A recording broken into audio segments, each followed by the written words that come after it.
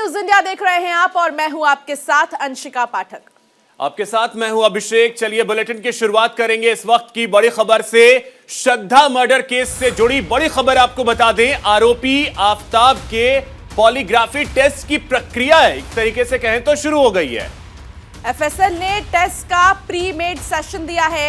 आफताब का आज final polygraphy test होगा।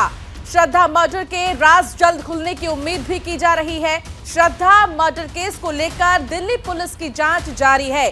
आरोपी आफताब पूनावाला का फाइनल पॉलीग्राफी टेस्ट आज होगा। मंगलवार को पॉलीग्राफी टेस्ट से पहले की प्रक्रिया पूरी की गई है, जिसमें कई तरह के टेस्ट किए गए। साथ ही सवाल जो पूछे जाने हैं उसे भी तैयार किया जा चुका है। आपको बता दें कि मंगलवार को कोर्ट ने आरोपी आफताब के रिमांड को एक बार फिर से बढ़ा दिया है, जिसके बाद दिल्ली पुलिस आफताब को लेकर अंबेडकर अस्पताल पहुंची, जहां उसका मेडिकल टेस्ट करवाया गया। बिल्कुल, ये भी जान लीजिए कि पुलिस को अब तक वारदात में इस्तेमाल किए गए हथियार नहीं मिले हैं। श्रद्धा के सिर का हिस्सा भी नहीं मिला है, लेकिन देखिए पॉलीग्राफी टेस्ट क्योंकि मेडिकल करवाने के लिए जब ले जाया गया उस समय की ये तस्वीरें हैं। आफताब को मेडिकल टेस्ट करवाने के लिए ले जाया गया, ये तस्वीरें हम आपको दिखा रहे हैं जहां आफताब को ले जाया गया। और पॉलीग्राफी टेस्ट से पहले जो तमाम प्रक्रियाएं होती हैं उसे लगभग पूरी कर ली गई हैं। और पॉलीग्राफी टेस्ट करवाने को लेकर के अब पुलिस पूरी तरीके से दिख रही है तैयार। बिल्कुल देखिए, ये आफताब और आफताब का आज कहा जा सकता है कि एक बार फिर से सवालों से सामना भी होगा, क्योंकि रिमांड बढ़ चुकी है मंगलवार को। और ऐसे में ये तस्वीरें आप देख सकते हैं, पहली बार ये तस्वीरें न्यूज इंडिया पर हम आपको दिखा रहे हैं। आफताब की ये तस्वीरें आप देख सकते हैं। आज पॉलीग्राफी टेस्ट आफताब की होनी है। और आपको बता दें कि जो मेडिकल टेस्ट है वो करवा लिया गया है और अब फाइनल पॉलीग्राफी टेस्ट होना है। तो उम्मीद यही पुलिस कर रही है कि पॉलीग्राफी टेस्ट से कुछ सुराग जो है वो पुलिस के हाथ लगे। एफएसएल ने टेस्ट का प्रीमेड सेशन कर लिया है। तो आफताब का आज होगा फाइनल पॉलीग्राफी टेस्ट। और पहली तस्वीर आफताब की आज दिखा रहे हैं। आज की ये पहली तस्वीर आफताब को आप देख सकते हैं। यही वो आरोपी है जिसने अपनी प्रेमिका की हत्या कर दी और 35 टुकड़े कर दिए। हालांकि पुलिस को कुछ चीजें अब तक मिली हैं, लेकिन अब भी पुलिस को इंतजार है श्रद्धा के सिर को लेकर कि आखिर वो कहां है, जिसको लेकर तलाशी अभियान जारी है। लेकिन ये तस्वीर कई मायने में खास, क्योंकि आज पॉलीग्राफी टेस्ट और ये पहली तस्वीर आफताब की आपके टेलीविजन स्क्रीन पर। और ज्ञानवापी मामले से जुड़ी बड़ी खबर आपको बता दें। इलाहाबाद हाईकोर्ट में आज भी होगी सुनवाई। मंगलवार को पूरी नहीं हो सकी थी सुनवाई। श्रृंगार, गौरी और अन्य मंदिरों में नियमित पूजा का पूरा मामला है। बिल्कुल, वाराणसी जिला अदालत के फैसले को यहां चुनौती दी गई है। दोपहर 2 बजे याचिका पर हाईकोर्ट सुनवाई करेगा। इलाहाबाद हाईकोर्ट में ज्ञानवापी परिसर वाराणसी स्थित श्रृंगार, गौरी और अन्य मंदिरों में नियमित पूजा के अधिकार को लेकर वाराणसी की जिला अदालत के फैसले को चुनौती देने वाली याचिका पर सुनवाई कल हुई थी। आज एक बार फिर से इस मामले में सुनवाई होगी। आज भी इस मामले पर सुनवाई होगी। आपको बता दें कि कल हाईकोर्ट में मुस्लिम पक्ष की तरफ से करीब 1.5 घंटे तक बहस की गई, लेकिन मस्जिद कमेटी का पक्ष पूरा नहीं हो सका, जिस वजह से मामले में आज भी जस्टिस जे मुनीर की सिंगल बेंच में आज भी सुनवाई होगी। दोपहर 2 बजे से कोर्ट सुनवाई शुरू करेगा और ये सुनवाई अंजुमन इंतजामिया मस्जिद कमेटी की तरफ से दाखिल पुनर्निरीक्षण याचिका पर हो रही है।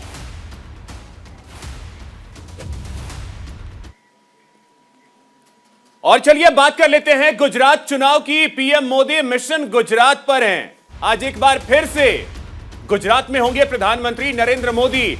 4 जनसभाओं को संबोधित करने वाले हैं प्रधानमंत्री। गुरुवार को पीएम मोदी की 2 जनसभाएं होंगी। बिल्कुल, गुजरात में लगातार चुनाव प्रचार में जुटे हैं प्रधानमंत्री नरेंद्र मोदी। आज से फिर 2 दिन के गुजरात दौरे पर जा रहे हैं। इस दौरान पीएम कुल 6 जनसभाओं को संबोधित करेंगे। इसके अलावा कुछ और कार्यक्रमों में भी हिस्सा लेंगे। प्रधानमंत्री के तय कार्यक्रम के मुताबिक आज उनकी दोपहर 1 बजे मेहसाणा में, 3:30 बजे दाहोद में, 5:30 बजे वडोदरा में और रात 8 बजे भावनगर में जनसभा होगी। तो यानी कि आज कुल 4 जनसभाएं प्रधानमंत्री नरेंद्र मोदी की है। उसके बाद पीएम मोदी आज गांधीनगर में रुकेंगे और कल यानी गुरुवार को पीएम मोदी सुबह 11 बजे पालनपुर और दोपहर 1 बजे दहेगाम में जनसभा को संबोधित करेंगे। इसके अलावा वे 2 और कार्यक्रमों में हिस्सा लेंगे। यह कार्यक्रम कल दोपहर 2:30 बजे माटर और शाम 4 बजे बावला में आयोजित होंगे। आपको बता दें कि पीएम मोदी गुजरात विधानसभा चुनाव में अपनी पार्टी बीजेपी के लिए लगातार चुनाव प्रचार कर रहे हैं। इससे पहले भी 3 दिन का गुजरात दौरा कर चुके हैं, लेकिन एक बार फिर से गुजरात दौरे पर प्रधानमंत्री नरेंद्र मोदी रहेंगे और यहां पर 4 जगहों पर जनसभा को संबोधित करेंगे। तो गुजरात के रण में बीजेपी के दिग्गज आज गृह मंत्री अमित शाह की 3 रैलियां हैं। शाह, जसदान, दसादा, बरदौली में रैली करेंगे। बीजेपी अध्यक्ष नड्डा की गांधीनगर में रैली होगी। वहीं आपको बता दें कि उत्तर प्रदेश के सीएम योगी आदित्यनाथ 4 शहरों में जनसभा को संबोधित करने वाले हैं।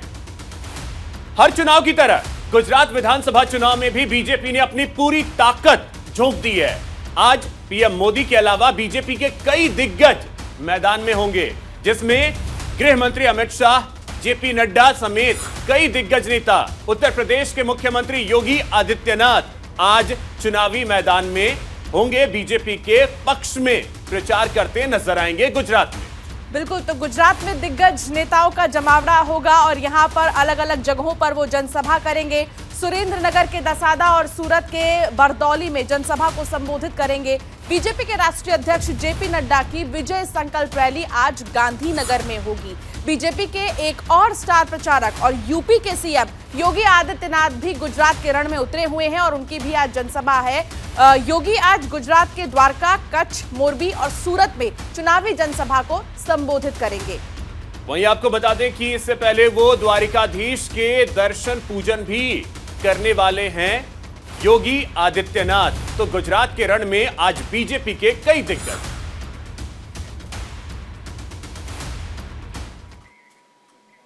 और चलिए देश की राजधानी से इस वक्त की एक बड़ी खबर आपको बता दें। यहां पे 4 लोगों की हत्या से सनसनी फैल गई है। एक ही परिवार के 4 लोगों की हत्या की गई है। परिवार के ही एक लड़के पर हत्या का आरोप है। मां, बाप, बहन और दादी की हत्या का आरोप इस युवक पर लग रहा है। पुलिस ने आरोपी लड़के को भी गिरफ्तार कर लिया है। दिल्ली के पालम इलाके की ये पूरी घटना है और एक ही परिवार के 4 लोगों की मौत से इलाके में सनसनी है। अब ऐसे में सवाल यह है कि आखिर इसके पीछे वजह क्या है जो इनकी हत्या की गई है और आखिर उस युवक के दिमाग में उस वक्त क्या चल रहा था? क्या कोई विवाद हो गया था या फिर किसी और चीज से परेशान चल रहा था ये युवक? इसको लेकर पुलिस आज पूछताछ करेगी क्योंकि इस आरोपी को गिरफ्तार कर लिया गया है। देश की राजधानी से बड़ी खबर, जहां पे एक ही परिवार के 4 लोगों की हत्या की गई है और आपको बता दें कि परिवार के ही एक लड़के पर इसका शक है। मां, बाप, बहन और दादी की हत्या की गई है। पुलिस ने आरोपी लड़के को गिरफ्तार कर लिया है। अब उससे पुलिस पूछताछ करेगी। यह मामला जो है वो दिल्ली के पालम इलाके का है। तो 4 लोगों की हत्या की वजह से पालम इलाके में सनसनी फैल गई।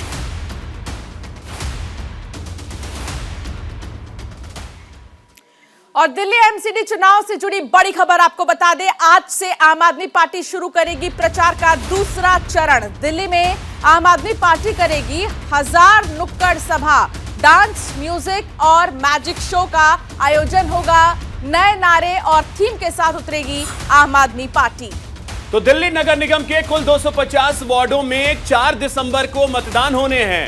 जाहिर है समय अब बहुत कम है। ऐसे में आम आदमी पार्टी दिल्ली में आज से अपने चुनाव प्रचार के दूसरे चरण की शुरुआत करने जा रही है।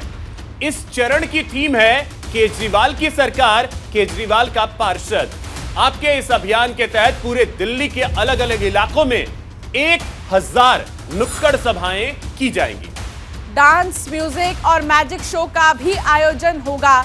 एमसीडी चुनाव के लिए आपका यह अभियान 2 दिसंबर यानी कि चुनाव प्रचार खत्म होने तक जारी रहेगा। पार्टी सूत्रों से मिली जानकारी के मुताबिक 23 नवंबर को 45, 24 नवंबर को 65 और 25 नवंबर को 120 नुक्कड़ सभाएं करने की आपकी योजना है। दरअसल आम आदमी पार्टी अपने इस अभियान के जरिए सीधे मतदाताओं से जुड़ना चाहती है और एमसीडी में बीजेपी के वर्चस्व को तोड़ना चाहती है। तो 15 साल से एमसीडी में काबिज बीजेपी के वर्चस्व को तोड़ना चाहती है आम आदमी पार्टी, और ये उनका थीम जो है केजरीवाल की सरकार, केजरीवाल के तमाम विधायक अभी हैं दिल्ली में और केजरीवाल के ही पार्षद, ये उनका थीम है, ये उनका अभियान जो है वो चलेगा। और इसी अभियान के तहत कई कार्यक्रम ऐसे हैं जिनका आयोजन राजधानी में होने हैं। चलिए एक और बड़ी खबर आपको बताते हैं। मध्य प्रदेश से खबर है, जहां प्रियंका गांधी आज भारत जोड़ो यात्रा में शामिल होने जा रही हैं।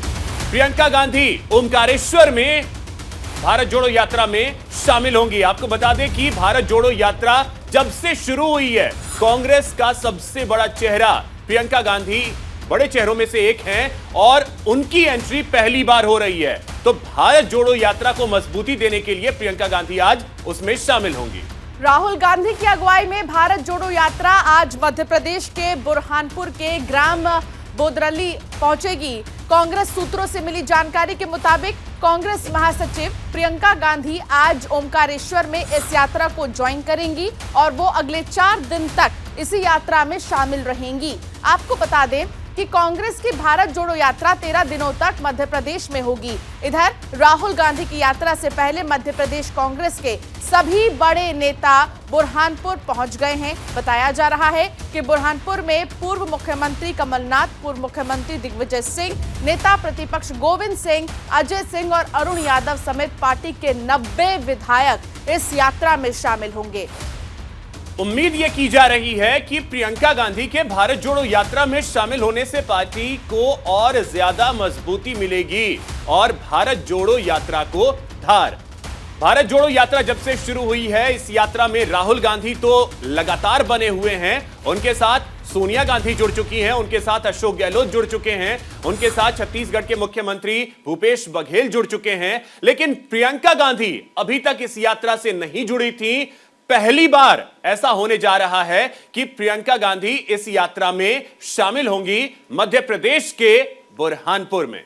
बिल्कुल, तो भारत जोड़ो यात्रा में सिर्फ नेताओं का ही नहीं बल्कि बड़े बड़े सितारों का भी साथ मिला है। आकांक्षा पुरी जो कि बहुत फेमस मॉडल हैं, वो भी इस यात्रा में आई। रश्मि देसाई जो कि टीवी की दुनिया की बहुत बड़ी एक्ट्रेस है, वो भी इसमें दिखाई दी और साथ ही बड़े बड़े दिग्गज नेता भी इस यात्रा में नजर आए। सचिन पायलट तक इस यात्रा में पहुंचे और अब बहन प्रियंका का साथ भारत जोड़ो यात्रा में आज प्रियंका गांधी भी नजर आएंगे और 4 दिन लगातार इसी यात्रा में बनी रहेंगी प्रियंका गांधी। यानी कि कुल मिलाकर कांग्रेस की ताकत, कांग्रेस की शक्ति प्रदर्शन की बात कहा जा सकता है कि आखिर कांग्रेस की ताकत क्या है, ये दिखाने की पूरी कोशिश होगी। खबरों में आगे बढ़ेंगे। विपक्षी सियासत से जुड़ी एक बड़ी खबर सामने आ रही है। शिवसेना नेता आदित्य ठाकरे का आज पटना दौरा है। डिप्टी सीएम तेजस्वी यादव से मुलाकात करेंगे। दोनों के बीच विपक्षी एकता पर बातचीत होगी।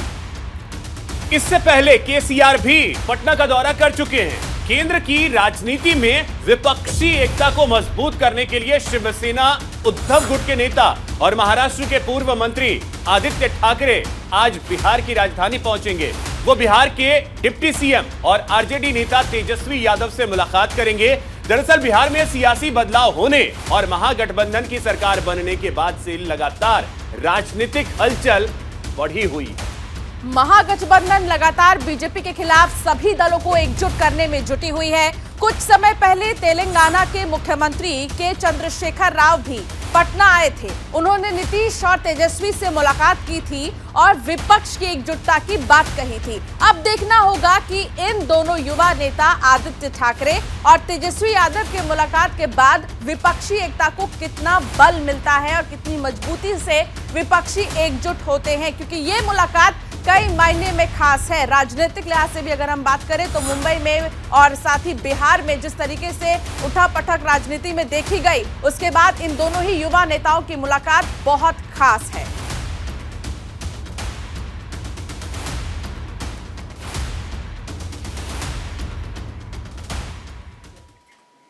और चलिए एक बड़ी खबर आपको बताते हैं। सऊदी अरब में आज जश्न के लिए छुट्टी दी गई है। दरअसल अर्जेंटीना को हराने के बाद यूएई में जश्न का माहौल है। फीफा वर्ल्ड कप की शुरुआत हुई और सऊदी अरब ने अर्जेंटीना को मात दिया। बिल्कुल, जीत के बाद किंग सलमान ने किया छुट्टी का ऐलान। अर्जेंटीना को हराने के बाद सऊदी अरब में जश्न का माहौल है। इसे खुशी को दोगुना किया गया है किंग सलमान की तरफ से। किंग ने ऐलान किया है कि बुधवार यानी कि आज मुल्क में छुट्टी रहेगी ताकि लोग इस जीत के अपने अपने तरीके से सेलिब्रेट कर सके, मना सके। किंग सलमान को इस खुशी के मौके पर हॉलिडे अनाउंस करने का मशवरा उनके बेटे और प्रधानमंत्री क्राउन प्रिंस मोहम्मद बिन सलमान ने दिया था। आज सऊदी अरब के सभी सरकारी और गैर सरकारी दफ्तरों के साथ सभी स्कूल बंद रहेंगे। ये तस्वीरें भी सामने आई है जश्न की। आप देख सकते हैं कि किस तरीके से ये जश्न मनाते हुए जो फैंस हैं, और आपको बता दें कि अर्जेंटीना का एक विजय रथ चला आ रहा था साल 2019 से, और उसे शिकस्त मिली है कल के मैच में जब सऊदी अरब ने उसे मात दी। तो आपको बता दें कि अर्जेंटीना दुनिया के 49वें नंबर की टीम सऊदी अरब से 2-1 से हार गई, जिसके बाद पूरे सऊदी में जश्न का माहौल है। किस तरीके का जश्न मना रहे हैं सऊदी के लोग, वो इन तस्वीरों को देख करके आप अंदाजा लगा सकते हैं। बिल्कुल, लोग नाच रहे हैं, गा रहे हैं, झूम रहे हैं, जश्न मना रहे हैं, और ये जीत उनको जो मिली है इसको आज वो किस तरीके से मनाएंगे देखना होगा, क्योंकि छुट्टी घोषित कर दी गई है। आज सरकारी दफ्तर, गैर सरकारी दफ्तर सब बंद रहेंगे, बच्चों के स्कूल बंद रहेंगे, और सऊदी अरब में जश्न के लिए छुट्टी के ऐलान के बाद और भी ज्यादा लोगों के अंदर उत्साह बढ़ गया है। तो ये उनकी जीत की खुशी की ये तस्वीर आप देखिए, आप खुद ही अंदाजा लगा सकते हैं, शब्दों की इसमें जरूरत नहीं है, और तस्वीरें अपने आप में काफी कुछ बयां कर रही हैं। स्टार फुटबॉलर रोनाल्डो से जुड़ी एक बड़ी खबर। मैनचेस्टर यूनाइटेड क्लब का रोनाल्डो ने साथ छोड़ दिया है। मैनचेस्टर यूनाइटेड क्लब ने पुष्टि की है, क्लब और रोनाल्डो के बीच चल रही थी तल्खी। एक तरफ दुनिया जहां फीफा के फीवर में उलझी हुई है, वहीं दूसरी तरफ फुटबॉल प्रेमियों के लिए एक शॉकिंग खबर आई है। स्टार फुटबॉलर क्रिस्टियानो रोनाल्डो ने इंग्लैंड के फुटबॉल क्लब मैनचेस्टर यूनाइटेड को अलविदा कह दिया है।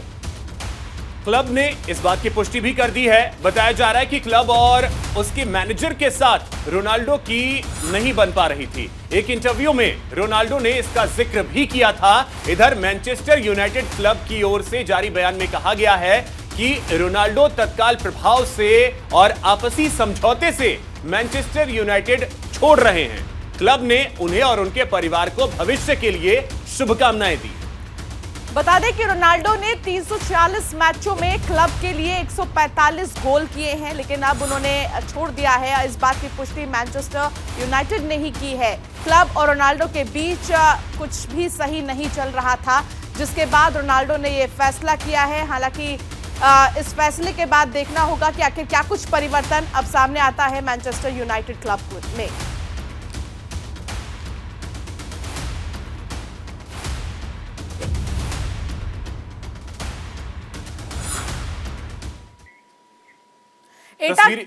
बिल्कुल, एटा की सड़कों पर हाई वोल्टेज ड्रामा देखने को मिला है। बीच सड़क पर पति पत्नी के बीच विवाद हो गया। तमाशबीन लोगों का हुजूम भी देखने को मिला। यहां पर पत्नी ने मारपीट और शोषण का आरोप लगाया है। दरअसल ये तस्वीरें एटा के शिकोहाबाद की हैं, जहां सड़क पर हाई वोल्टेज ड्रामा इस तरीके से देखने को मिला। पत्नी ने मारपीट और शोषण का आरोप लगाया था, जहां बीच बचाव करने के लिए कई लोग भी पहुंचे। तस्वीरें अब ये सामने आई हैं और ये तस्वीरें सोशल मीडिया पर वायरल भी हो रही हैं। आपको बता दें कि इस दौरान पत्नी को चोट भी लगी है। पत्नी का आरोप है कि उसका पति उसके साथ मारपीट और शोषण करता रहता है। मौके पर मौजूद लोग महज तमाशबीन बन सब कुछ देखते रहे, लेकिन किसी ने भी मामले को खत्म करने का कोई प्रयास नहीं किया। फिलहाल पुलिस ने मामला दर्ज कर कार्रवाई शुरू कर दी है। तो ये हाई वोल्टेज ड्रामा एटा की सड़कों पर देखने को मिला।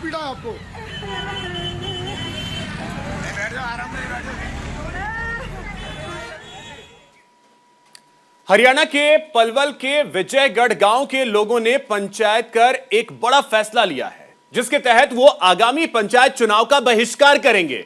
दरअसल उन्होंने यह फैसला इसलिए लिया है क्योंकि चुनाव आयोग ने उनके गांव में बूथ नहीं बनाया है। और इसी वजह से गांव वालों को वोट डालने के लिए 5 किलोमीटर दूर जाना पड़ता है। लेकिन गांव वालों ने अपना विरोध जताते हुए कहा कि भारतीय संविधान के अनुसार चुनाव आयोग को 2 किलोमीटर की सीमा के अंदर ही पोलिंग बूथ बनाना चाहिए, लेकिन यहां ऐसा नहीं हो रहा है, जिसके चलते गांव वालों ने चुनाव का बहिष्कार करने का फैसला किया है। तो वहीं जिला निर्वाचन अधिकारी का कहना है कि साल 2016 के पंचायत चुनाव में भी इस गांव में बूथ नहीं था और इस बार भी नहीं बनेगा, क्योंकि चुनाव को लेकर लगभग सभी तैयारियां पूरी हो चुकी हैं।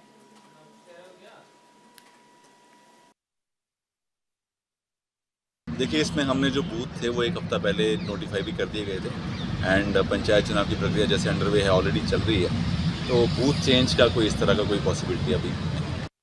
हमारा मसला ये है जी कि हमारे लोकसभा के और विधानसभा का बूथ यहीं पे है और हमने आज से 2 महीने पहले हम एसडीएम साहब को गए थे, गांव के 10 आदमी गए थे और एसडीएम साहब से मिले थे। उनसे ये कहा था कि यदि हमारा बूथ नहीं बनाया तो हम पूरा गांव बहिष्कार करेगा और उस बात पे हमारा पूरा गांव आज अडिंग है और पूरा गांव सहमत है। हमारा लोकसभा आकर विधानसभा की वोट जो यहाँ पड़ती है और खिरवी और पंचायत की पर है वहाँ पर खिरवी में जी, जहाँ से 450 किलोमीटर पड़ता है जी और आने जाने में परेशानी होती है। बुजुर्ग हैं, माता हैं, बहनें हैं, भाई हैं, तो ये करके पूरे गांव ने फैसला लिया है कि हम ना तो जिला पार्षद और ब्लॉक मेंबर के डालेंगे और नहीं बूथ नहीं बना तो पंचायत की भी हम वोट वहाँ डालने नहीं जाएंगे। इकट्ठा इसलिए हुए हैं जनाब, हम इसका चुनाव का बहिष्कार करते हैं।